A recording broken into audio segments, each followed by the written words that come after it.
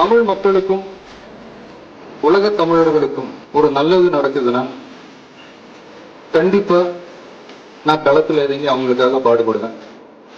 இன்னைக்கு நான் நல்லா இருக்கிறதுக்கு காரணம் அந்த தமிழர்கள் தான். இன்னைக்கு நான் சாப்பிடுற சாப்பாடு அவங்க கொடுக்கறது தான். உங்களால தான் நான் வளர்ந்தேன். அதனால என்ன வச்சு நீங்க எல்லாரும் ஒரு நல்ல நிலைமைக்கு வரணும்னு நான் ஆசைப்படுறேன். நம்மளை வாழ வச்சு இந்த மக்களுக்காக நம்ம எதுவும் செய்யாம இருக்கிறது நல்ல விசுவாசமா இருக்கலாம். ஒரு லெவலுக்கு மேல காசு சேர்த்து என்ன செய்ய போறோம்? நமக்கு இந்த வாழ்க்கையை கொடுத்த நம்ம மக்களுக்கு நாம என்னதான் செய்ய போறோம்? ஏகப்பட்ட கேள்விகள் மனசுக்குள்ள வந்துகிட்டே இருந்தது.